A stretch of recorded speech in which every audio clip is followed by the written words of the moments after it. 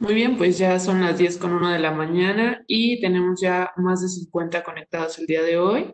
Primero que nada, queremos agradecerles a todos por haber eh, decidido estar aquí con nosotros el día de hoy. Y bueno, pues por respeto a todos los que nos acompañan aquí y como costumbre de nuestra firma, vamos a dar inicio a este 15º webinar del día 14 de mayo de 2020.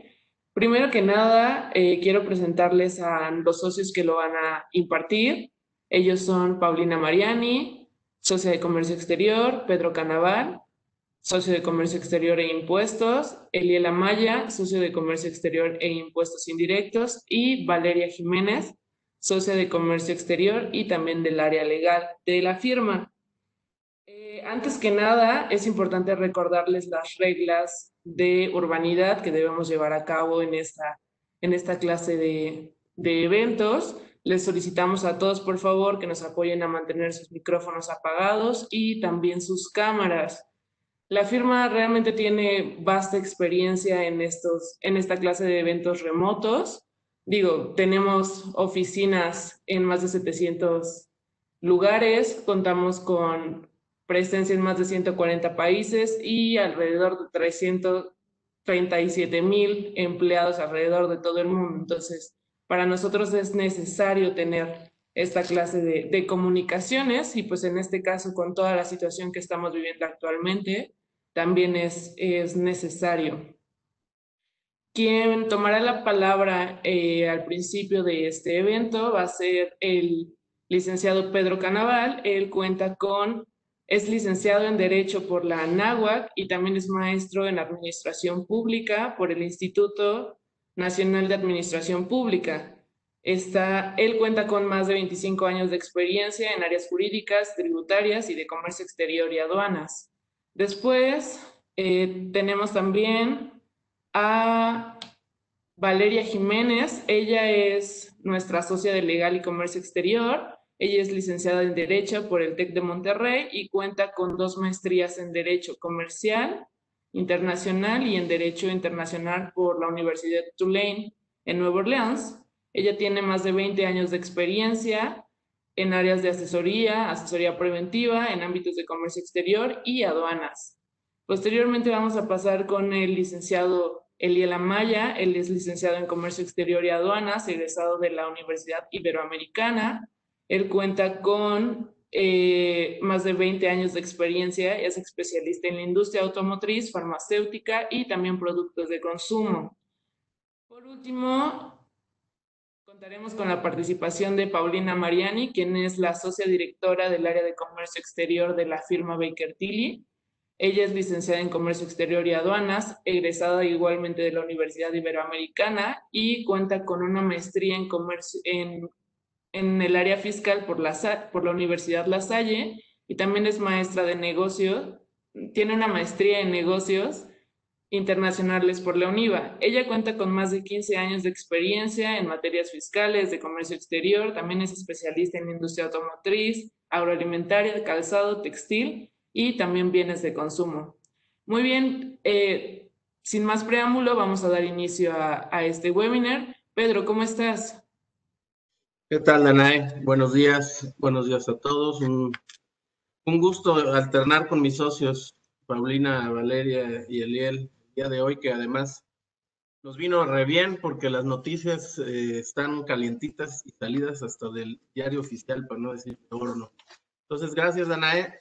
Nosotros en la firma tenemos una costumbre, es una regla, que es mantener a nuestros clientes informados en el contexto en el que estamos interactuando. Hablo específicamente de comercio exterior. Sobre todo en estos últimos tiempos donde la emergencia sanitaria pues ha venido a trastocar pues, la vida de todo el mundo y pues obviamente también el tema del comercio exterior y la velocidad con que la información está fluyendo, a pesar de que todos estemos en el distanciamiento social, es bastante fuerte. Entonces, para la toma correcta de decisiones, el mantenerlos informados es una prioridad, es parte de la estrategia. Y pues en un mundo donde vemos todos los días una fluctuación de tipo de cambio entre 23 y 25 pesos, en donde vemos también inestabilidad en el mercado petrolero, obviamente, pues los temas de la pandemia son las breaking news de todos los días, donde vemos que Brasil ya se convirtió en sexto país más afectado con casi 14,000 o un poco más de 14,000 fallecidos, donde Texas incorpora 1,000 infectados diarios, en donde la ONU y los diferentes organismos internacionales pronostican una caída de la actividad económica mundial de entre el 6 y hasta en algunos casos más del 10%. Y bueno, pues en nuestro país las cosas también son de observarse, insisto, para la adecuada toma de decisiones. En el caso de mis socios, tengo a varios ahí que son expertos, si no es que todos, en la industria terminal automotriz, que es pues una de las industrias que más ha estado dando que hablar ahora que se viene el tema de la reactivación. Y yo creo que vale la pena revisar algunos números. En el webinar anterior que estuvimos también los cuatro en dos secciones, yo platicaba de los indicadores que publican mensualmente en el INEGI para darnos una panorámica de cómo está la producción, venta y exportación de vehículos. Y platicaba yo en esa época el de marzo, pero ahorita ya está el de abril. Y son cifras que ya esperábamos que fueran así.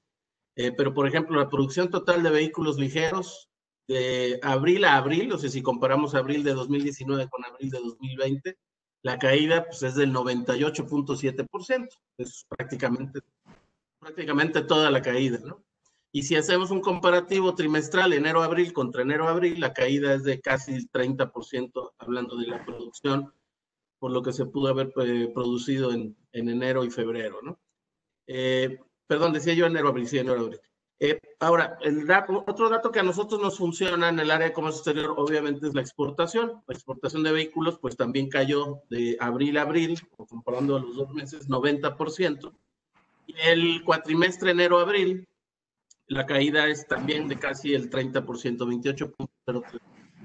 Entonces, estos indicadores nos funcionan muy bien para las estrategias específicas de reactivación y preparación para lo que es el motivo de nuestro webinar de hoy, que es los preparativos para la implementación del TEMEC y todo lo que hemos estado observando de diferentes disposiciones que empiezan a expedirse en preparación a las normas uniformes o a las reglas uniformes, a la adecuación de las legislaciones locales. El lunes pasado, el lunes 11 de... ¿Por ahí hay alguien con un micrófono abierto? ¿Lo podrán revisar? Gracias.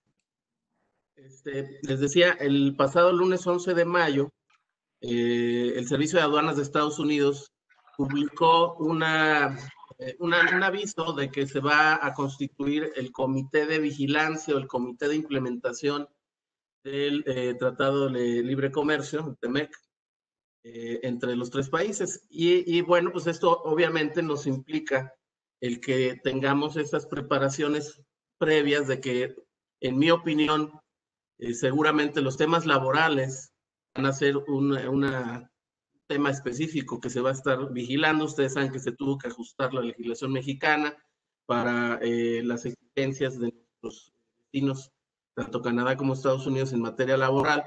Y seguramente también los temas de triangulación, específicamente en temas de acero, que nos tuvieron en el 2018 y parte de 2019 con la famosa sección 232, y que bueno, pues tenemos que prepararnos para que algo así no nos vuelva a suceder.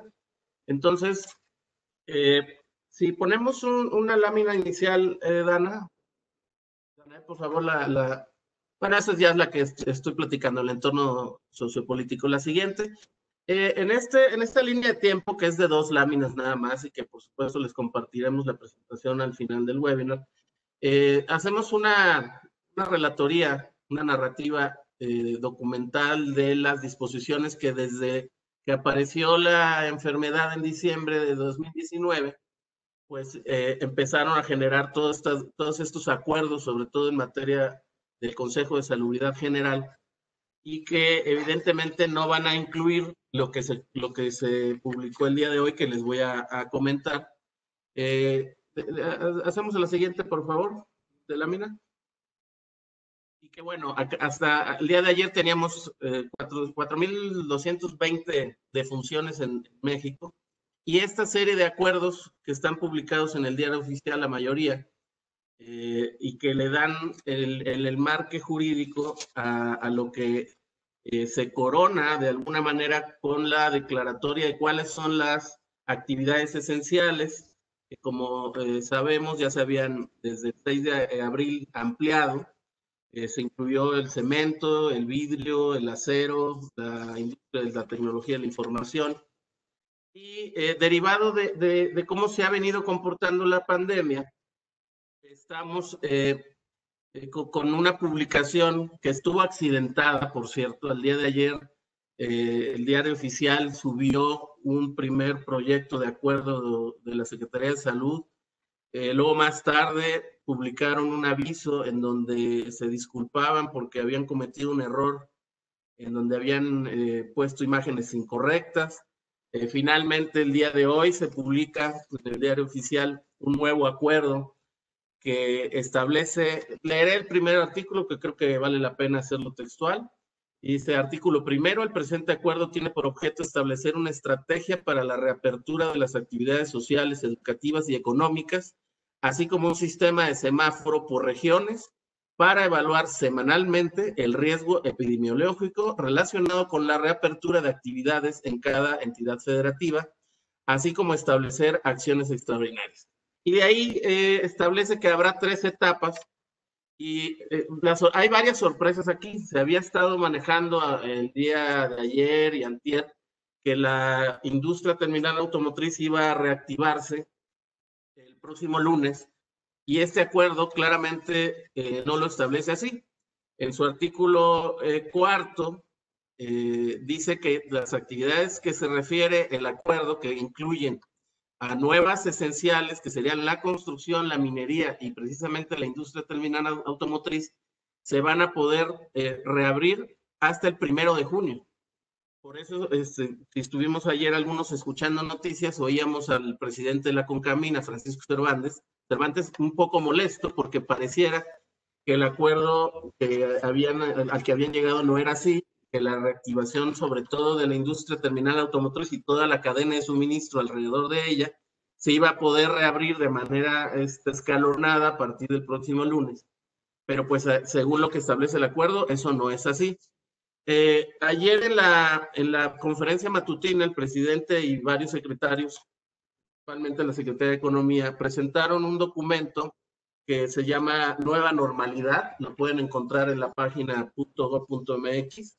Esta nueva normalidad, que es la que le viene a dar forma al acuerdo del día publicado el día de hoy en el Diario Oficial, establece que estas 3 etapas que empezarán el próximo lunes serán del 18 de mayo al 31 de mayo, para hacer los medios preparativos o preparatorios y protocolos sanitarios para empezar a generar esa análisis regional que tendrán que observar las entidades, y que con un semáforo que también está como anexo a la publicación en el Diario Oficial, es un semáforo de 4 colores, verde, amarillo, naranja y rojo.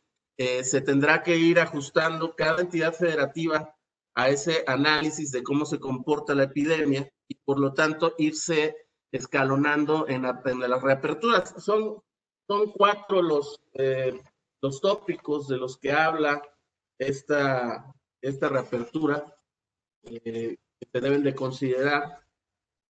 Y habla también de la implementación o la implantación de cercos sanitarios a partir de hoy y hasta el próximo domingo 17 de mayo, identificando 269 municipios en 15 estados denominados, así está, denominados en el documento como municipios de la esperanza.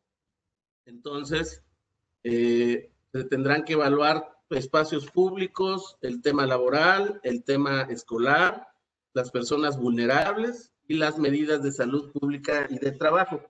Y en esta implementación hemos empezado a escuchar diferentes voces. Yo escuchaba al, al gobernador de Jalisco hace un rato declarar que de ninguna manera en Jalisco se iba a aplicar estas medidas de reactivación económica como están establecidas por el acuerdo del Consejo de Salubridad General. Y pues efectivamente cada entidad y cada gobernador tendrá la potestad de decidir en qué medidas se adhieren a este plan de reactivación.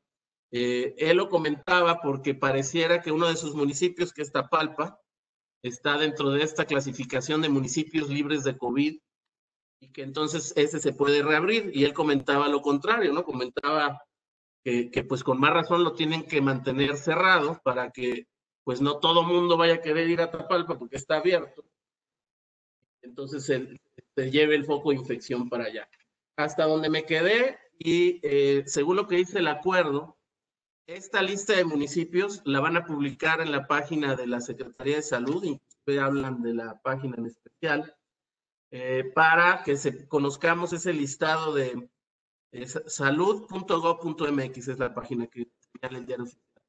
Y ahí se van a listar estos municipios libres de COVID, o estos 269 municipios de La Esperanza, para que, bueno, pues cada entidad y obviamente cada municipio vayan haciendo su análisis en las materias que ya comenté. Esto es trascendente para el TEMEC, porque evidentemente parte de la exigencia de la reactivación de la planta productiva, de la cadena de suministro, en especial de los temas de construcción, de acero, de vidrio, giran en torno a la industria terminal automotriz, que es lo primero que sabemos nuestros vecinos y socios del norte están por reactivar en este mismo mes. Entonces, pues, les decía, resulta trascendente el que nosotros tengamos también un plan para que, pues en el momento en que el 1 de julio llegue, tengamos adecuadas las disposiciones comerciales, que en el momento más vamos a ver con mis demás socios, la estructura y los nuevos capítulos, las novedades que hay ahí. Pero a mí sí me interesaba que hiciéramos esta reflexión contextual de en base a qué están tomándose decisiones para preparar la entrada en vigor del TEMEC a partir del próximo 1 de julio. Y yo creo que aquí, para ser muy eficientes en el tiempo, le paso el micrófono a mi socia Valeria Jiménez. Valeria, por favor, gracias. Sí, gracias, Pedro. Fíjate, interesante lo que nos comentas, los temas que han estado surgiendo.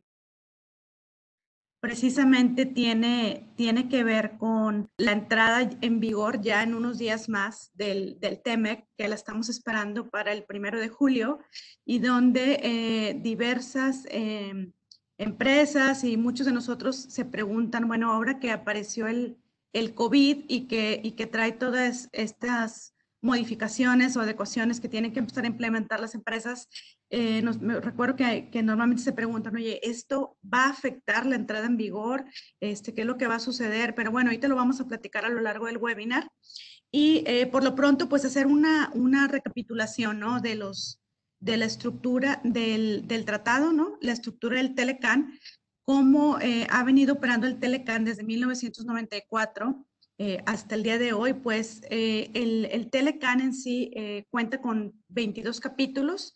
Y recordarán que cuando este tratado entró en vigor, dentro de los objetivos principales que tenía era obviamente facilitar el intercambio comercial entre los 3 países miembros de la región, ¿no? Obviamente, ¿cómo facilitas el comercio? Pues a través de eliminar obstáculos como serían algunas normas o algunas regulaciones y restricciones arancelarias, adecuarlas para que eso facilite el intercambio comercial y obviamente reducir el tema de los aranceles, que como ya sabemos, por la cantidad de años, ya más de 25 años que tenemos operando con el Telecan, pues prácticamente el objetivo de la reducción de aranceles yo creo que ya cumplió su ciclo, ¿no? Y bueno, dentro de los otros beneficios que contaba en un inicio el Telecán, obviamente promover la creación de esta zona de libre comercio, como lo comentábamos, proteger, y lo hacía la parte de derechos de propiedad intelectual. Vamos a ver que hay un cambio importante y más adelante mi compañero Eliel va a platicar sobre ese tema, y la implementación obviamente de varios procedimientos que permitan hacer más eficiente la operación del tratado, ¿no? Ahora, recordemos que esto fue hace ya poco más de 25 años y esta es la estructura con la que estuvimos operando. En la siguiente vamos a ver la estructura que tiene el TEMEC, ¿no? Y aquí a lo mejor, recapitulando también un poquito, recordemos que desde 2017 surge el tema de migrar la figura que teníamos del Telecán hacia la opción de tener un nuevo tratado, o incluso en su momento se llegó a comentar por parte de Estados Unidos la posibilidad de dejarte pertenecer al Telecán. Afortunadamente, eso no sucedió, y muy seguramente tiene mucho que ver con el hecho de que la relación comercial que existe entre México y Estados Unidos es una relación comercial muy fuerte. Entonces era básicamente un tema de buscar hacer los ajustes necesarios dentro del tratado y tener ahora sí que una versión más actualizada. Yo normalmente le digo una versión remasterizada de lo que era el Telecán y que el día de hoy conocemos como TEMEC, ¿no? Una de las razones, y ahorita lo vamos a ir comentando, que genera este tipo de cambios es que el comercio exterior es un tema que se va modificando día con día. O sea, si una de las particularidades que tiene este tema es que no es estático, va cambiando, va evolucionando, se van incorporando nuevas áreas que no existían hace algunos años, y precisamente lo que hace de manera general la estructura del TEMEC es precisamente incorporar esos temas que no existían, insisto, hace más de 25 años, y que el día de hoy es parte del día al día cuando hablamos de temas de comercio exterior. Entonces, la estructura actual es una estructura que cuenta con 34 capítulos. Dentro de estos, obviamente, hay algunas adiciones importantes que vamos a comentar a lo largo de este webinar, y dentro de los temas más importantes o más álgidos está la parte del contenido regional. También más adelante mi compañera Paulina va a platicarles de la parte del contenido regional, sobre todo en el tema automotriz, que yo creo que es el que más ha causado revuelo por los cambios importantes que tiene en ese sentido. Y obviamente hay unos temas, ahorita les voy a platicar un poquito más de la parte del combate a la corrupción, en la parte de salarios, de comercio electrónico, también a través de mi compañero Elías lo vamos a destacar, ¿no? Dentro de los puntos sobresalientes, ya mencionaba ahorita, se incrementa el porcentaje de contenido regional que se requiere para el sector automotriz. Hay algunas variantes ahí en cuanto a las reglas que van a platicar, y obviamente mayor protección en algunos temas como sería la parte de propiedad intelectual y la parte de comercio electrónico. En la siguiente, por ejemplo, vamos a platicar de algunos temas relevantes, bueno, perdón, capítulos eliminados, ya me estaba adelantando aquí, capítulos eliminados, bueno, hay 3 capítulos que se eliminan, básicamente energía y petroquímica, medidas de emergencia y medidas de normalización, ¿no? Y dentro de los capítulos nuevos, en la siguiente, vamos a ver que, por ejemplo, destacan la parte de propiedad directa e inalienable en el sector de hidrocarburos. Hay por ahí algunos anexos sectoriales, la parte de comercio digital, el tema laboral que comentaba hace un momento Pedro, pues es un tema en donde México tuvo que hacer adecuaciones en la parte de la legislación interna para estar en cumplimiento con lo que establecen las nuevas disposiciones del tratado. Obviamente viene la parte de medio ambiente, que ya estaba, por así decirlo, mencionada como una especie de acuerdo paralelo en el Telecán, y que el día de hoy se incorpora como un capítulo ya dentro de lo que es el contenido del tratado, ¿no? La parte de las pymes, yo creo que es un punto favorable para nosotros, que se está incorporando ya esa área. La parte de competitividad, anticorrupción, algunas buenas prácticas regulatorias y política macroeconómica, ¿no? Dentro de los capítulos que se van incorporando. Ahora, en la siguiente vamos a ver uno de los temas que se reincorpora, es la parte de la facilitación aduanera. Si me apoyan con la siguiente, por favor. Aquí en la parte de las novedades del TEMEC, tenemos lo que es facilitación aduanera. Y yo les comentaba ahorita, facilitación aduanera es, por ejemplo, un compromiso y que sería parte de lo que tendrían que empezar a ver los tres países, es empezar a coordinar la parte de los despachos conjuntos en los cruces fronterizos y obviamente eso tendrá que detonar la creación de mejores prácticas para ambos países o para los tres países. A lo mejor nos enfocamos mucho en la parte de Estados Unidos y México, que es donde se da gran cantidad del comercio del Telecán. Obviamente, la importancia aquí dentro de esta parte de facilitación aduanera de la figura del operador económico autorizado. Y ahí recordemos que en el caso de México vamos a un paso, yo creo, mucho más lento que los otros dos países. No hemos tenido tanto éxito en esta parte del operador económico autorizado, pero muy seguramente las empresas, y más ahora con el TEMEC, se estarán preparando, cuestionando la opción de empezar a incorporar esta figura dentro de los procesos o certificaciones que tienen la mayoría de las empresas o que el objetivo es que tengan la mayoría de las empresas, ¿no? Obviamente, la parte de las resoluciones anticipadas sigue estando vigente, tanto para la parte de clasificación arancelaria, análisis de origen, despachos simplificados se contempla obviamente para envíos urgentes y obviamente el uso de medios electrónicos seguros, como en el caso de nosotros sería la ventanilla única, ¿verdad? También dentro de la parte de las novedades, la propiedad intelectual, y aquí quise poner algunos ejemplos dentro de lo que se está incorporando, obviamente se abre el espectro de la parte que va a empezar a proteger el tratado respecto al tema de propiedad intelectual para temas de proveedores de Internet, fortalecer mecanismos de protección, procedimientos de oposición de marcas, temas farmacéuticos, marcas no tradicionales. Y, por ejemplo, en las marcas no tradicionales hay algunas que a lo mejor ya nosotros hemos identificado, pero no habíamos visto catalogadas de esta manera. Y ahí pues les puse algunas marcas sonoras, marcas holográficas, olfativas o de marcas de diseño, ¿no? Entonces, eso es dentro de la parte de novedades del TEMEC. El siguiente tema es modificaciones en la parte de comercio electrónico, ¿no?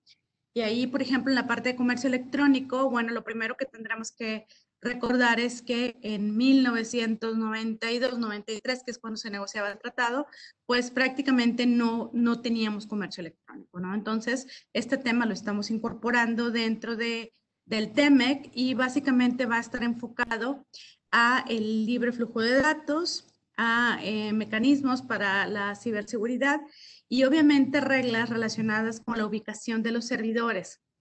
Aquí obviamente no vamos a profundizar en este tema, pero hay algunas reglas que, por ejemplo, dependiendo del lugar donde estaba ubicado el servidor donde se hospedaban los datos, iban a aplicar ciertas disposiciones legales en caso de alguna demanda o de algún tema de quebrantamiento de seguridad, ¿no? Entonces, aquí lo que estamos haciendo es que este capítulo va a empezar a incorporar controles en este sentido y obviamente los países tendrán que hacer implementaciones necesarias para poder cumplir con esta parte de protección en la parte de ciberseguridad, ¿no?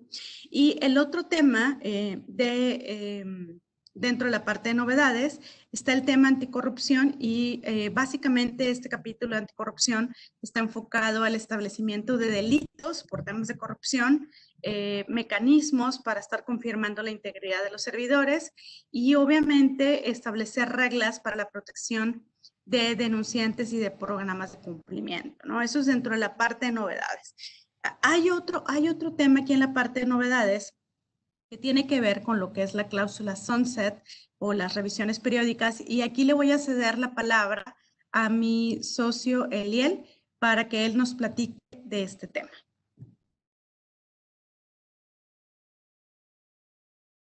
Muchas gracias, Valeria. Gracias, Pedro, por la introducción. Pues sí, efectivamente, esta fue una de las cláusulas que causó mayor revuelo, que incluso logró pues preocupar a varios dentro de las mesas de negociación. El concebir que un tratado, un acuerdo, una vez consolidado, tuviera una fecha de caducidad, pues no era conveniente para ninguna de las tres economías que son partícipes de este tratado, ¿no? realmente lo que permite una estabilidad como región, lo que le va a dar seguridad a los inversionistas, pues son planes a largo plazo. Entonces, se logró, y esto fue un éxito de los negociadores, particularmente mexicanos, que esta cláusula fuera disminuida en cuanto a su letalidad para que no concluyera el tratado, sino hasta dentro de 16 años, y que se pudiera hacer una revisión sobre la normatividad, los efectos que están teniendo estos cambios cada 6 años con una visión progresista, con una visión de ajuste, de cambiar, de poder seguir el paso a la economía. Me parece que los cambios tecnológicos que hemos estado observando en las últimas 2 décadas, pues atienden en gran medida a esta necesidad de estar revisando de manera periódica para ver que los modelos de negocio que se están generando, que se están gestando, realmente queden cubiertos dentro del tratado. Ya nos platicaba Valeria sobre los temas nuevos, los temas que incluyen este tratado, y en la siguiente lámina voy a platicarles sobre los cambios que implica dentro de cada una de estas cláusulas, bueno, entre los principales, y voy a platicarles también sobre cuáles son estas leyes que están pendientes de ser modificadas en México.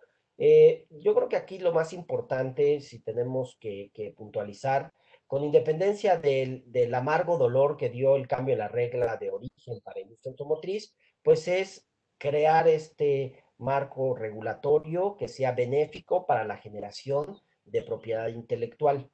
Y aquí un ejemplo, se cambia la suerte de la propiedad intelectual a 75 años y en algunos casos a 50 años para efectos de proteger la creación de algún autor.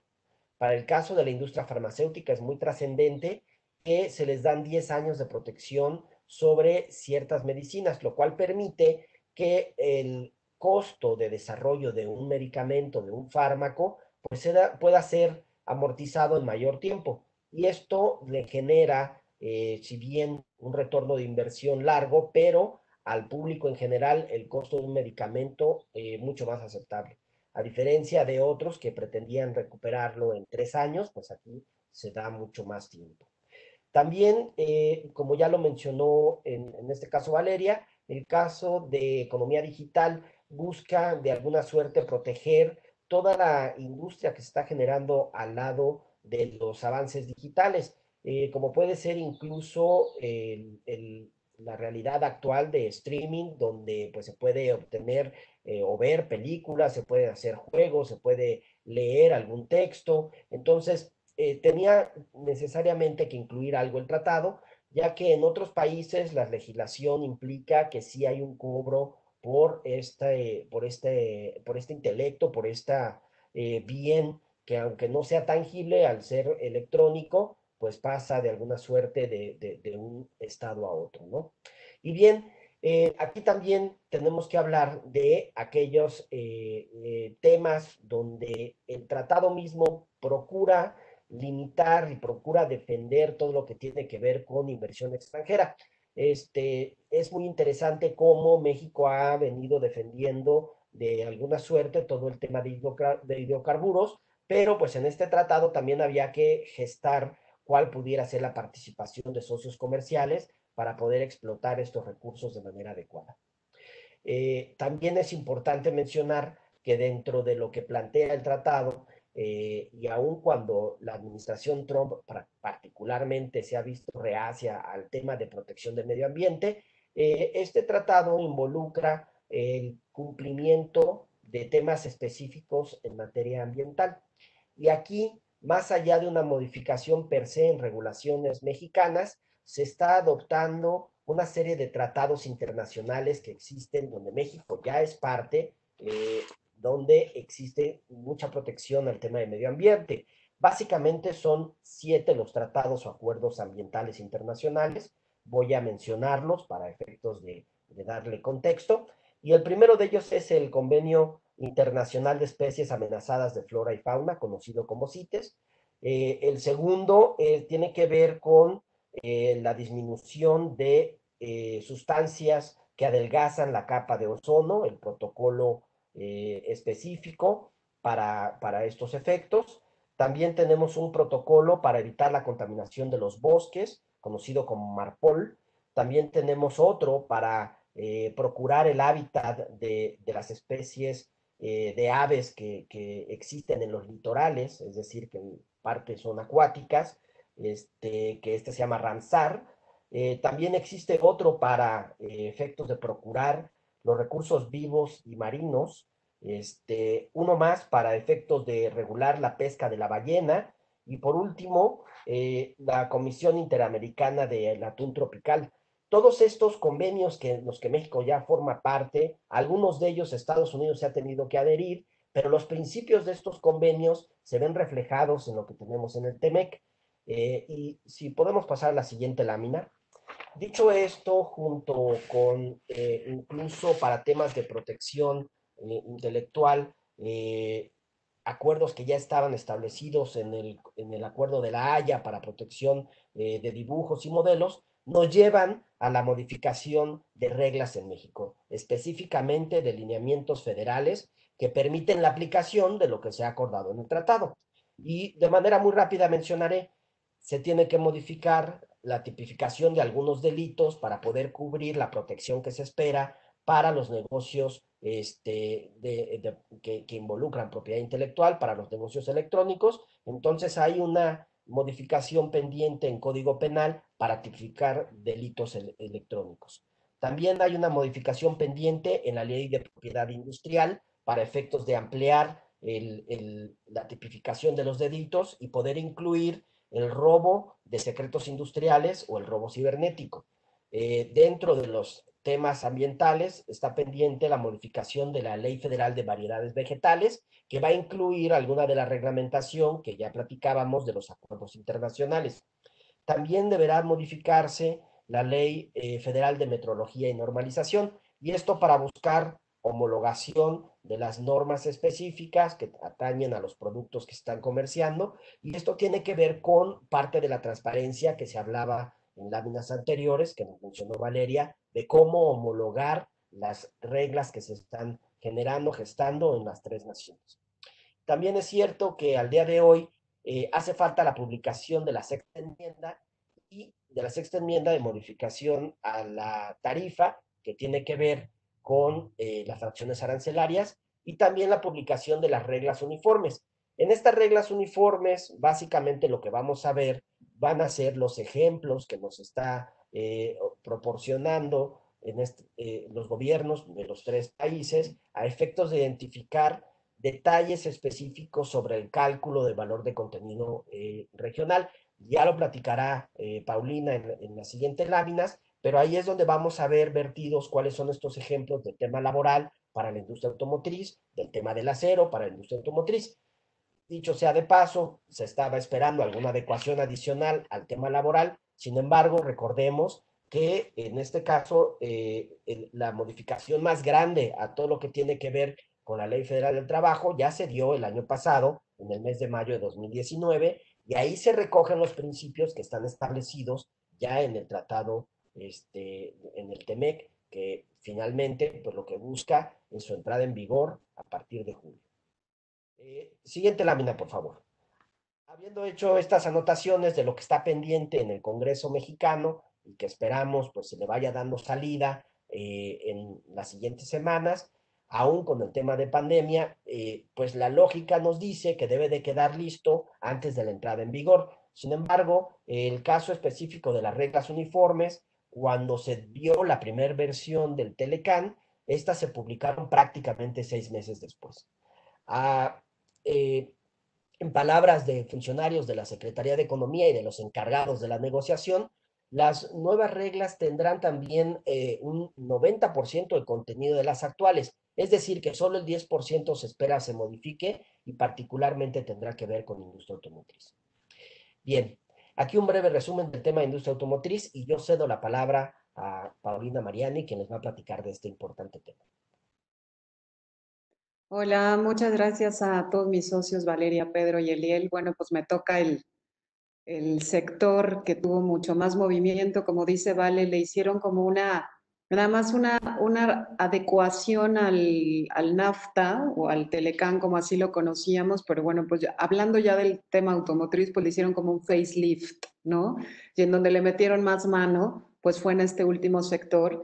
Y esta última diapositiva que platica Liel es bien interesante, porque donde dice que 40-45% de las partes automotrices tendrán que ser manufacturadas en territorios en donde el salario sea al menos $16 por hora para el 2023, pues esto pone, bueno, de entrada para todos los que nos están escuchando, pues bueno, México está dentro de estas regiones en donde el salario estará en $16 la hora, pues bueno, para decirles más o menos las cifras de 55 millones de mexicanos aproximadamente que tienen considerados el gobierno o el SAT como que estamos contribuyendo y que somos empleados constantes que contribuimos hacia el erario público, solamente aproximadamente entre 300,000 y 400,000 personas ganan más de 20,000 pesos al mes, lo que significa que efectivamente México no es una zona en donde el salario, pues bueno, por nada del mundo podrá estar en $16, pero ahorita les platicaré un poquito qué va a pasar con esa situación. Entonces, si podemos pasar a la siguiente.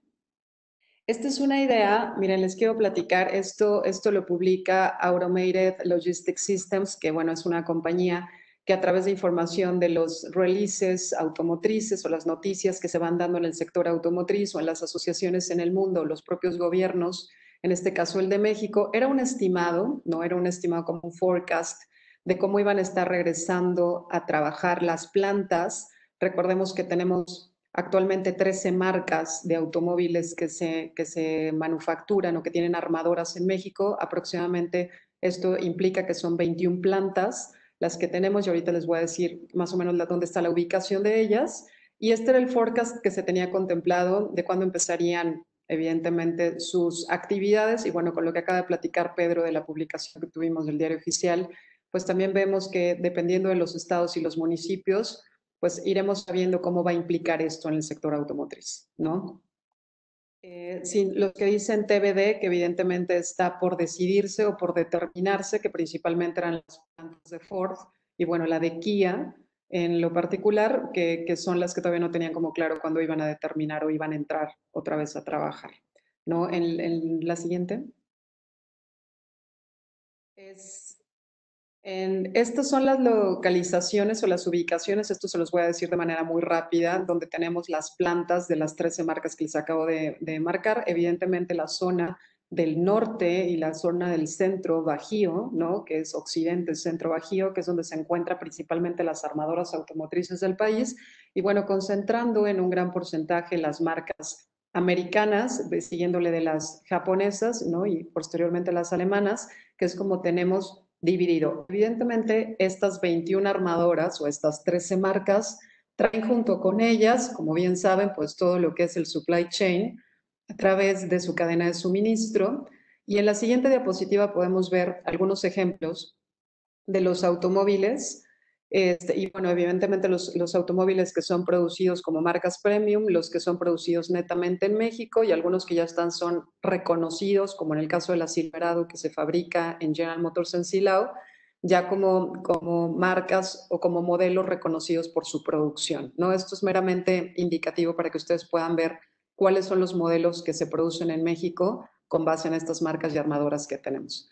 Y después de las armadoras bajamos a las Tier 1, que son evidentemente la primera cadena de suministro, y esto es un poquito poderles ejemplificar que en la parte noreste de la región aproximadamente tenemos unas 198 plantas, en la parte noroeste unas 70 plantas que suministran hacia estas armadoras que les platicaba hace un momento, y de igual manera en la siguiente podemos ver la zona del centro y Bajío, en donde está dividido entre la región central entre 100 plantas aproximadamente y la región del Bajío 140, 150 plantas. Y evidentemente esto genera, pues esto es la primera cadena que es la Tier 1, pero luego viene la Tier 2 y evidentemente la Tier 3 y los proveedores nacionales. Entonces, bueno, la derrama económica que genera el sector automotriz y la cadena de suministro de lo que implica toda la proveeduría, pues bueno, es inmensa y sobre todo mucho más en la zona noreste, noroeste y de la región del centro y del Bajío.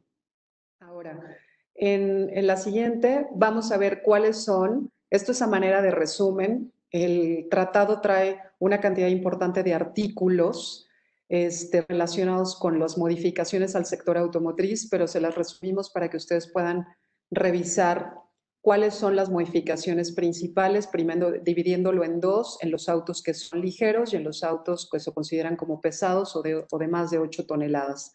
Entonces, ¿cuál es la diferencia sustancial? La diferencia sustancial es que traíamos la gran mayoría de los productos terminados, que entiéndase las autopartes que van implementadas en el automóvil para la armadora, traían en promedio las reglas de origen del NAFTA o del Telecán, un 62% a cumplir en valor de contenido regional. Esto es que los bienes, los insumos, ¿no? Y evidentemente los costos o el valor de contenido regional que estuviera dentro de la región de Estados Unidos, México, Canadá, tendría que representar para las reglas de origen que así aplicara un 62%, en promedio 60, 50, dependiendo del producto terminado a analizar. Y ahora con TEMEC pasan de un 62% en promedio a un 75% en promedio, ¿no? Va a haber, evidentemente hay un periodo de transición, a la entrada en vigor migrará a un 66 en ligeros, 69, ¿nos podemos regresar al anterior? 66 en ligeros, 69 para el 2021, 72 para el 2022, llegando a un 75 en el 2023. El caso del acero y aluminio en particular, nos aclara el tratado que el 70% deberá ser procedente de Estados Unidos, México, Canadá. Esto evidentemente limita muchísimo el comercio de aluminio y acero que se tenía con las importaciones que México tenía con Asia.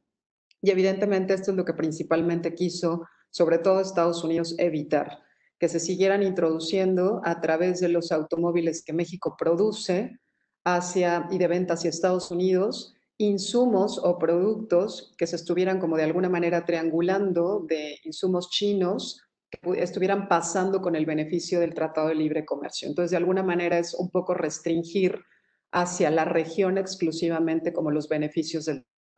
¿No? Recordemos que de los automóviles que se producen en México, México produce y vende hacia Estados Unidos una tercera parte de los automóviles que Estados Unidos compra y adquiere. Y entonces, pues bueno, evidentemente somos uno de los proveedores más importantes y representativos para Estados Unidos y las reglas de origen por eso están marcadas mucho más hacia este sector. En el caso del sector, en el caso del mercancía y de los que son de automóviles pesados o de 8 toneladas, van a pasar de promedio el Telecán del 60, van a pasar a un 70 en el TEMEC y el periodo de transición va a ser de 7 años. Y lo que va a pasar, regresando un poquito al tema laboral, dicen, bueno, ¿y qué va a pasar con esto de que en el 2023 se tendría que tener el 45% con países que paguen $16 por hora? Pues bueno, en el caso particular, en México el 30% de las empresas no cubren con ese salario, no cumplen con ese salario y no podrán cumplir con la regla de origen, por lo cual los automóviles al momento que entren hacia Estados Unidos tendrían que pagar el 2.5 de arancel de la tasa a la nación más favorecida. Y esto pues vamos a ir viendo cómo se va a ir también adaptando, ¿no? Pero esto es esta es la realidad del país. En México estos salarios pues no están establecidos, $16 por hora. Imagínense si lo analizamos así, $16 por hora, por 8 o 9 horas laborables, por 30 días, pues bueno, estaremos hablando que es una persona que gana aproximadamente 75,000, 80,000 pesos mensuales, ¿no? Entonces, bueno, pues ya que áreas operativas del sector automotriz ganen 80,000 pesos mensuales, pues bueno, definitivamente es pues donde nos formamos, ¿no? Ese sería como un tema de la gran diferencia que existe entre la zona de Norteamérica, entre Canadá, los salarios de Canadá y de Estados Unidos comparados contra los de México.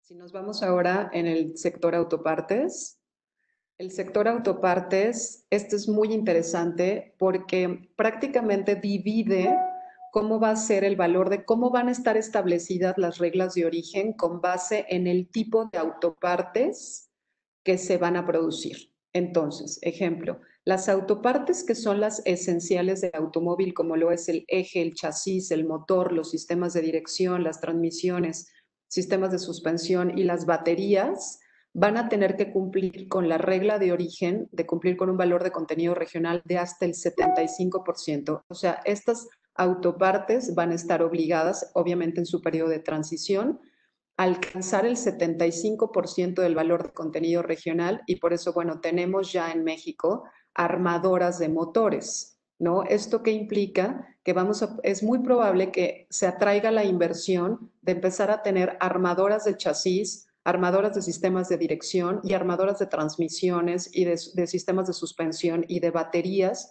en México, para que se pueda cumplir con el valor de contenido regional que se está generando la expectativa conforme a los años de la transición.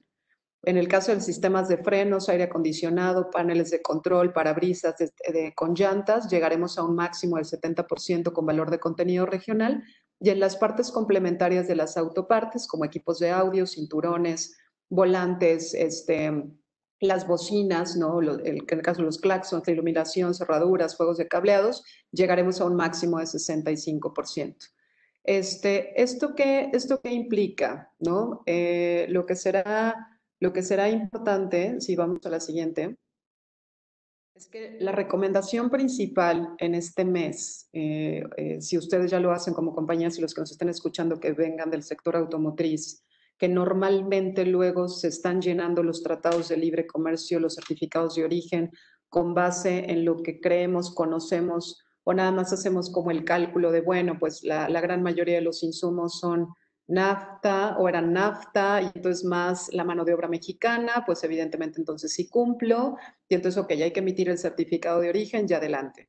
Yo creo que con unas reglas de origen ahora tan estrictas, vale muchísimo la pena, y de verdad nosotros los invitamos, nosotros en la firma lo haremos con los clientes y les invitamos en lo particular a que realmente se hagan estudios y análisis de determinación de origen para saber si efectivamente se va a cumplir o no con la regla de origen, y si no y empezar a hacer adecuaciones en sustitución de proveeduría, en decir, bueno, si ahora estoy importando este insumo, tal vez de Europa, y este insumo por su costo no me va a permitir saltar o tener un salto arancelario, me va a permitir cumplir el valor de contenido regional, y la armadora o la Tier 1, o dependiendo de la cadena donde se encuentren, me está obligando a que forzosamente tengo que cumplir con cierto valor de contenido regional, entonces se puedan empezar a tomar decisiones importantes, sobre todo en modificaciones de proveeduría o sustitución de proveedores internacionales por proveedores locales o viceversa, buscando evidentemente cumplir con la regla. Las autopartes que son las complementarias, ¿no? Como puede ser un volante, como puede ser un claxon, como puede ser lo no esencial o lo no medianamente esencial, sería importante o recomendadísimo que pudieran acercarse con su siguiente nivel de la cadena de suministro automotriz para preguntar cuál es el porcentaje que le van a permitir determinar, ¿no? Hay empresas que evidentemente si dices, oye, bueno, mi autoparte tiene que cumplir con un máximo del 70%, del 75%, evidentemente voy a tener ciertas autopartes que voy a poder permitir que no califiquen como originarias de TEMEC. Pero evidentemente esto será ya con base en la negociación o en la comunicación que tengan con su cadena productiva. Entonces, recomendación absoluta y previo a que terminemos y pasemos a las preguntas, es elaborar estudios y análisis de determinación de origen para poder saber si su cliente va a poder gozar con la preferencia arancelaria, si se va a cumplir con no el tratado de libre comercio, y evidentemente es bipartita, es en dos vías. Es si yo voy a exportar autopartes o si yo también voy a estar importando autopartes, dependiendo de dónde nos encontremos, ¿no?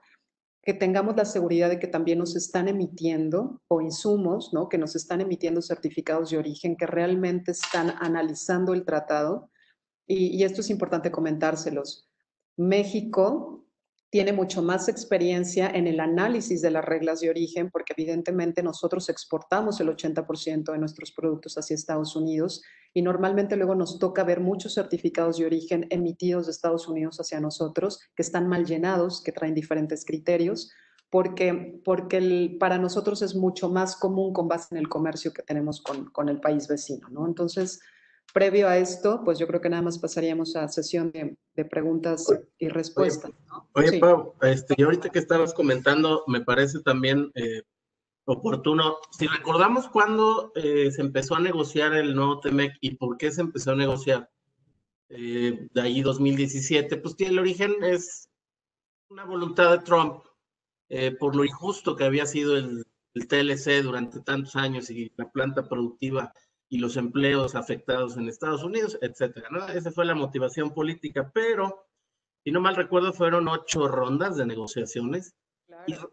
Y recuerdo gente de la industria nacional, como dicen los chavos, azotándose por esto del aumento de los porcentajes en las reglas de origen. Y bueno, pues en su momento siempre esa resistencia existe precisamente por lo que decías, de que no hay la vocación de hacer una evaluación del componente, el porcentaje, y quizá ni en el TLC lo hacían, y ahorita tendrá que además ya vamos tarde para hacer ese análisis, pero no había factores en ese momento de la negociación o cuando se empezó a negociar el tratado, como la guerra comercial China con Estados Unidos.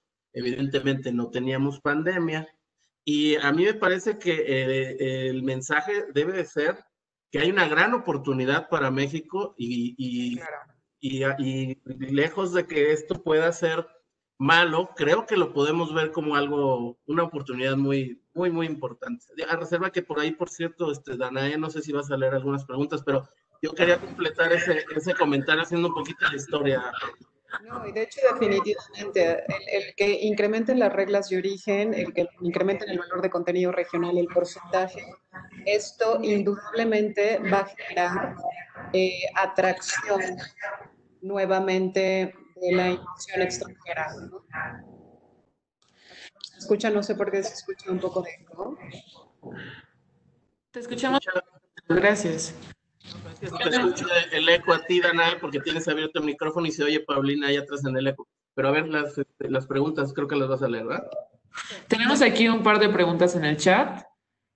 Nos pregunta Mariel. Hola, buenos días. ¿Existe algún formato ya para el TEMEC? A partir del 1 de julio, ¿ya no podré utilizar los NAFTAs? ¿Vamos a leer todas las preguntas o vamos a ir contestando de una por una? Si gustan, vamos contestando una por una. Ok, no sé si alguien la desea contestar.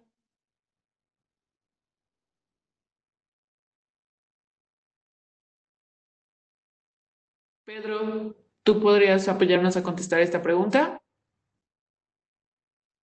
Ya Eliel abrió su micrófono.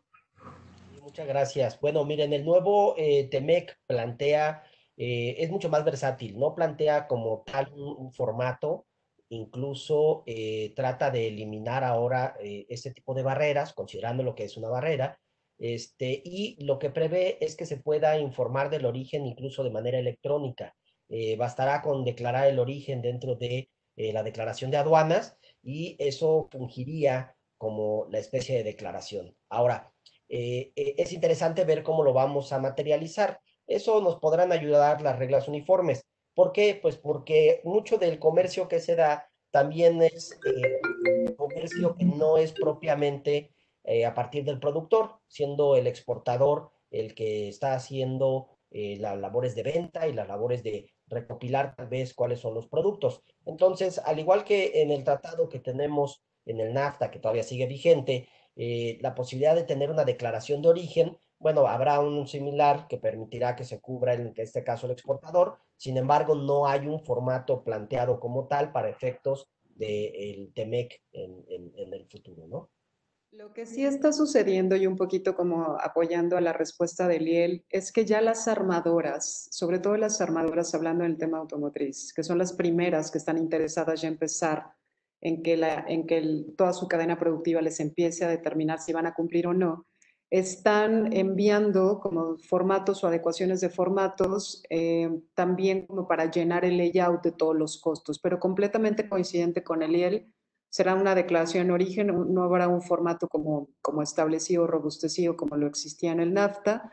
Esto genera un poquito todavía de una incertidumbre en que pues todavía se pueden llenar declaraciones o certificados, pues no necesariamente con un análisis previo y que evidentemente lo que se esté indicando se pueda decir que sí sea originario y realmente no sea originario, pero nada más informarles que efectivamente ya los 3 países acordaron empezar a hacer revisiones exhaustivas sobre la aplicación de origen entre ellos, ¿no? Para ver si realmente se está cumpliendo con la regla de origen o solamente se está manifestando sin hacer un análisis previo.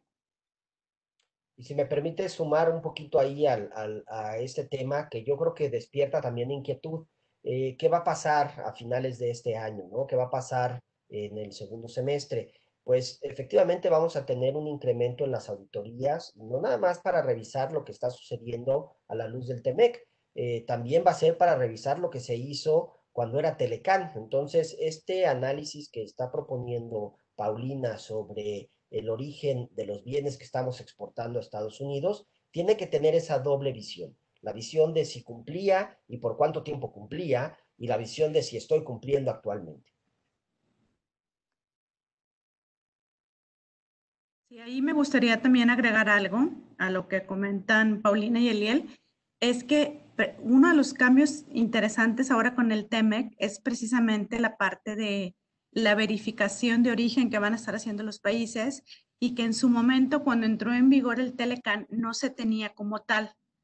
Yo recuerdo muy bien que incluso cuando empezó el Telecán, la pregunta que muchos hacían es, ¿qué es el certificado de origen? ¿No? Y pues no, no lo tengo. Y entonces el agente aduanal a veces te decía, ¿no? O alguien te decía, si consigues un certificado de origen no pagas impuestos y entonces casi que se hacían como barajitas, ¿no? Alguien agarraba y hacía el certificado de origen y lo firmaba y se usaba. Entonces no se tenía en aquel entonces como esa conciencia de la importancia de hacer un análisis de orígenes, más hasta no se tenía en aquel entonces, como en estos 25 años, ha sido un tema que a lo mejor muchas empresas siguen sin darle la importancia que tiene. Y ahora con el TEMEC y con esta modificación importante que viene en la parte del sector automotriz, pues ya hay que tomar las medidas necesarias o realizar los estudios o los análisis necesarios para, si vamos a conferirle origen a un producto, tener realmente el soporte de, en caso de una revisión por parte de las autoridades, sabiendo que va a venirse un poco más fuerte, que lo que sucedió con el Telecán, pues estar listos para sacarlo adelante, ¿no? Muchas gracias, Valeria. Tenemos aquí otra pregunta igualmente de Mariel. Nos dice que no ha encontrado en el DOF si ya existen las reglas para la aplicación del TEMEC. La pregunta creo que es muy amplia, tal vez se refiere a las reglas uniformes y efectivamente estamos en espera de su publicación. Como tal, el TEMEC ya está publicado, lo encuentran en la página de la Secretaría de Economía, en la página del CBP, en la página ad hoc en el gobierno canadiense, y ahí podemos ver incluso cuál es la regla de origen que le aplica a los productos que se está pretendiendo. Tal vez no la parte donde se aterriza un ejemplo de cálculo, que eso vendrá en las reglas uniformes. Gracias, Eliel. También nos pregunta Carlos Espinosa que si se podrán incorporar en la reglamentación uniforme alguna prórroga por COVID-19. El desfase industrial en la región es muy grande. Híjole, lamentablemente yo no veo que eso sea una situación que vaya a recoger las reglas uniformes. Lo que sí, y dejaré que aquí Paulina tal vez hable un poquito más del tema, existía para algunos productores la posibilidad de adoptar un mecanismo de transición en la industria automotriz, que tal vez sea un mecanismo que con la información que ya han recabado de proveedores de los, particularmente Tier 1, pueda implementar alguna armadora para efectos de diferir el plazo específicamente para algunos modelos de cumplir con la regla de origen. Sin embargo, eso tiene primero un proceso de administrativo de solicitud y mediante un consenso que se hará en este caso, en los grupos de trabajo que ya están también definidos a partir del TEMEC entre los 3 gobiernos, se podrá dar la autorización para ese modelo en particular de cierto armador. Pero no veo que directamente por el tema de COVID vaya a existir una prórroga en alguna de las situaciones que plantea hoy en día el tratado.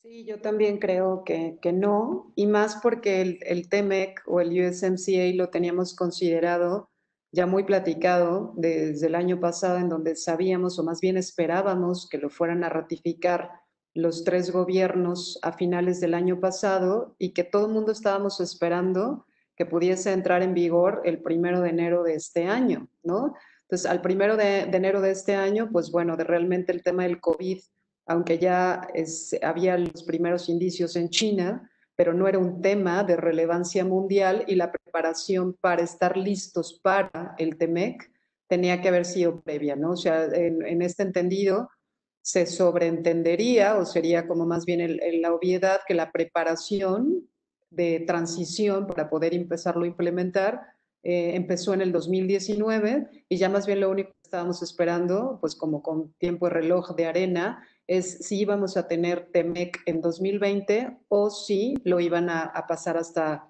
al 2021 ya con base en el tema del COVID, ¿no? Pero de verdad es que yo tampoco creo que podamos tener algún periodo de prórroga o de adaptación o de nada, más bien era ya como pues es lo que estábamos esperando, nada más saber la fecha de entrada en vigor. Muchas gracias, Paulina. También nos pregunta Mariana Liñán, las autopartes, ¿cómo pasaremos del BCL a la OEM? ¿Deberá ser si el productor paga 16 dólares por hora o si los componentes pagan 16 dólares por hora? No sé, Danae, ¿me la puedes volver a repetir? Claro. La leo de donde está en el chat. Si quieres yo voy dando un poquito de la respuesta. En el proceso, en el tema precisamente de cómo se va a conferir origen a un vehículo, que eso es lo que en principio estaría exportando la armadora. Ya la leí, ya. Okay. Pues lo hace actualmente a través de sistemas. Entonces, primero el tamiz que está realizando, en este caso la armadora, va a ser seleccionar los proveedores de los cuales les interesa conocer cuál es el origen, seleccionar para qué va a utilizar las partes que le está comprando, si las va a utilizar para ensamble de vehículos o las va a utilizar para refacciones, y entonces ubicarlo en la regla específica. Se volteará con un cuestionario específico para preguntar cuál es la información que requiere conocer. No necesariamente veo a la armadora preguntando cuánto le pagas a la gente, sino realmente lo que va a preguntar es un poco más sobre la conformación del origen, el procedimiento que estás haciendo para la calificación. ¿Por qué? Porque estamos conscientes, como ya lo decía Paulina, de que en la región no existe necesariamente ese nivel de salario. ¿Qué ha sucedido tras bambalinas? Tras bambalinas, las mismas armadoras han estado moviendo ya la producción para tener estas partes core en los lugares donde sí se llega al salario adecuado, que eso no sea un reto. Ahora, lo que no han podido mover, también están dispuestos a aceptar el costo, que realmente para los que estamos en la industria automotriz ya hace tiempo, una disminución en el costo del 2%, pues es prácticamente algo que firman por contrato año con año. Entonces, tampoco es algo de qué espantarse, ¿no? Paulina, no sé si quieras comentar. Sí, no, completamente de acuerdo. Recuerden que lo que pasa, o sea, no es tan estricto así con base en cómo está formulada la pregunta de si va a decir, oye, bueno, yo le tengo que obligar al productor, al que viene atrás de mí, que me compruebe que paga 16 dólares y luego a mí me van a preguntar que si yo pago 16 dólares. Al final es como un conjunto. Es lo que nosotros tenemos que cumplir dependiendo de donde nos encontremos en la cadena de suministro hacia la armadora, es qué tipo de producto es el que nosotros estamos transmitiendo o estamos produciendo, si somos de los que les comentaba, son las autopartes esenciales, como los motores, como los ejes, como la parte del sistema de dirección o de la suspensión, o si son de los intermedios o si son de los que ya se consideran como suplementarios, ¿no? Y con base en eso se va a poder determinar si cumple o no con el valor de contenido regional. Y créanme, las armadoras, y para quien sean Tier 1 y trabajen directamente con las armadoras tienen sistemas ya automatizados en donde te dan acceso con link y contraseña a que subas toda la composición del costo de la determinación del valor del precio de tu pieza para que ellos, sus sistemas, puedan autodeterminar si cumples o no con el valor de contenido regional. La gran mayoría de las armadoras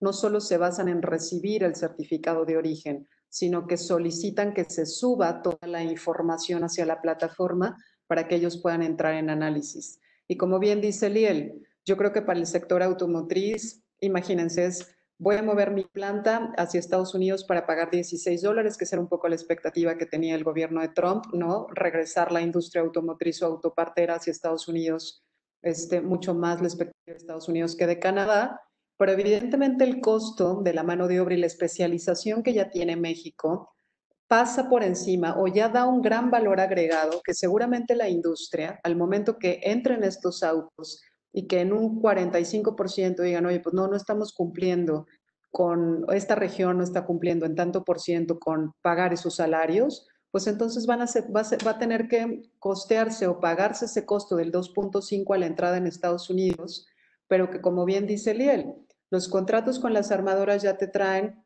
de entrada, vamos a tener un contrato a 5 años y cada año me vas a estar haciendo una reducción del costo hasta que lleguemos a tanto, ¿no? Entonces creo que eso de alguna manera se va a poder compensar, no es que desaparezca la industria de México y salga hacia Estados Unidos por el tema de los precios, al contrario, yo más bien veo que esta modificación del TEMEC y en la industria automotriz va a atraer inversión de las partes y de las autopartes esenciales del automóvil hacia México, ¿no? Muchas gracias, Paulina, por la aportación. También nos pregunta Mariel, ¿existe algún periodo de adaptación en la implementación? ¿Existe algo que, perdón? ¿Periodo de adaptación en la implementación del TEMEC? ¿Periodo de adaptación en qué sentido? ¿Periodo de adaptación de irse capacitando para cuando entre en vigor o periodo de adaptación nada más? No especifica, pero pues yo creo que es en el que estamos precisamente, ¿no? Este es el periodo de adaptación y ya tiene rato desde que se publicó y se aprobó el documento final o el último protocolo, ¿no? Que fue a finales del año pasado. Pero no, pues no hay ninguna cosa. También ahí tenemos unas 2, 3 más. Yo creo que hay que leerlas rápido ya, para no no desfasar el tiempo de los invitados, Danae. Sí, si me permites, Danae, veo varias que puedo agrupar tal vez en una respuesta. Efectivamente, como dice Pedro, no necesariamente va a haber un periodo de adaptación. Nos hemos enfocado en industria automotriz, que también es una pregunta que nos hace Mariel, porque tal vez es la más compleja. Realmente, en esa industria sí se está dando un periodo, pero para alcanzar el valor de contenido regional. No es un periodo per se de adaptación, ¿no? Las reglas, como platicamos, mis compañeros y yo, ya fueron publicadas, ya están en el sitio de internet que les hemos referido. Tal vez los ejemplos es donde ayudan la reglamentación uniforme, pero insisto, esta reglamentación uniforme no va a ser diametralmente diferente a lo que ya conocemos hoy en día. Entonces, pudiéramos bien adaptar los ejemplos que existen, simplemente observando cuál es la regla de origen. El periodo de adaptación como tal, pues ya se fue gestando. De hecho, actualmente estaríamos en este periodo de adaptación. Y tal vez para sumarizar un poquito lo que es la intención que tenemos para con ustedes en esta plática, sería, pues, ¿cuáles son estos pasos? ¿Cómo te puedes preparar? Y ya lo decían mis compañeros, y la primer parte muy importante en la que nos tenemos que preparar es identificar dónde quedó nuestro producto en términos de las nuevas reglas de origen. Revisar si la conformación de esa regla me implica a buscar nuevos proveedores, a buscar ser más eficiente, para entonces tener una evaluación del origen que voy a empezar a cumplir. También vi en las preguntas que nos decían si existe algún dictamen. Sí puede existir un dictamen, no es obligatorio. Me parece que el análisis de la regla de origen, sobre todo si es una regla de origen compuesta, que no es tan simple como el santo arancelario, pues vale la pena que sea revisado también por un experto a efectos de no correr un riesgo que en un futuro se puede materializar en alguna sanción para el que importa, porque no está pagando los impuestos, pero también se prevé, como se preveía en el NAFTA, la prohibición expresa de que un productor deje de enviar bienes a otro territorio por la falsedad de declaraciones, es decir, por haber dicho que era originario y no resulta originario. Y con esto, mi comentario final, cedo la palabra a mis compañeros. Gracias. También es trascendente lo que comentaba yo al principio del comité que se está anunciando, se conformará para la vigilancia de aplicación del TEMEC, y en donde las experiencias históricas nos llevan a que muchas veces de manera arbitraria evalúan nuestra actuación, ¿no? Y nos llevan a arbitrajes, y bueno, la 232 creo que es el mejor ejemplo. Pero como decía Eliel, a lo mejor no es obligatorio, pero es altamente recomendable tener un dictamen pericial, porque eso te permite documentarte tu proceso, defenderte ante una auditoría, hablando de la autoridad fiscal interna, pero sobre todo que no vayamos a ser sujetos de que nos impongan alguna sanción, algún arancel o algo por no tener clara la composición de nuestro producto con la documentación correcta de reglas de origen, ¿no? Entonces, aquí hasta creativo a veces se tiene uno que poner para poder tener bien soportado y bien documentado esto. Por cierto, ahorita estoy leyendo que para hacerlo más divertido renunció el director de la Organización Mundial de Comercio. Bueno, pues con base en estas noticias tan jugosas, ¿no? Y de último momento, y Mariel, que además, bueno, agradecemos a Mariel que nos ha hecho como tantas preguntas al respecto.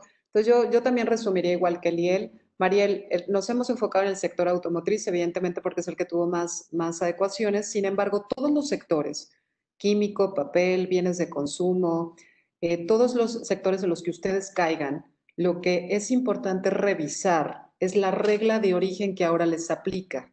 O sea, la regla de origen que ahora les aplica a sus exportaciones hacia Estados Unidos y Canadá y verificar si tienen la misma, si es solamente salto arancelario, si ahora está compuesta y si se mantiene el mismo porcentaje de valor de contenido regional o no. Y con base en eso, poder empezar a tomar una decisión. Yo les diría, no lo dejen de lado, no sigamos emitiendo certificados de origen considerando que creemos, ¿no? O que tenemos la idea de que por el simple hecho de que se manufactura en México se vuelve mexicano y por ende ya es TEMEC.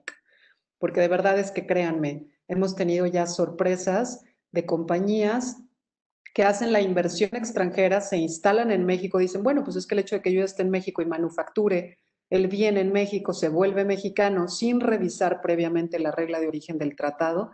Ahorita estamos hablando de TEMEC, pero aplicaría para cualquier tratado. Y resulta que uno de los insumos que importan es el único que la regla dice que no puedes dar el salto y que no te permite conferir origen. Y entonces, aunque lo estén haciendo en México, el producto sigue siendo de donde están siendo suministrados los insumos. Entonces, ese es un tema de análisis estratégico, muchas veces hasta previo a que realicen la inversión. Entonces, no es algo que podamos echar como en saco roto, sino que realmente se le tiene que dar un análisis y mucho más con este nuevo tratado que viene mucho más profundo y ya no es un tratado que nos va a durar 25 años, ¿no? Sin ninguna adecuación. Muchas gracias, Paulina, y muchas gracias a cada uno de los socios que nos apoyaron hoy. Igualmente, queremos recordarles los siguientes webinars que tenemos programados para las siguientes semanas. Tenemos el día 9 de mayo el webinar de previsiones legales a considerar al regreso de labores ante el COVID-19 y lo impartirán nuestros socios de legal, Alberto Vela y Adrián Bueno, en el horario de 10 a 11 de la mañana. Igualmente, tenemos el webinar del día 21 de mayo, que es automatización de procesos de comercio exterior, en donde nos acompañarán el socio John Milner de consultoría, Pedro Canaval y Eliel Amaya de comercio exterior. Por último, está programado el webinar de consideraciones contables y financieras del COVID con nuestro socio de auditoría Parménides Lozano el día 26 de mayo de 10 a 11:30 de la mañana. Les dejamos por ahí el link para que se puedan inscribir y pues muchísimas gracias por acompañarnos. No olviden seguirnos en redes sociales. Estamos a través de los canales de Twitter, Facebook, YouTube, LinkedIn, para todos ustedes. Muchas gracias por acompañarnos. Gracias, socios, por sus aportaciones. Muchas gracias, Danae, por Hasta luego. bien. Nos vemos. Gracias a todos. Bye.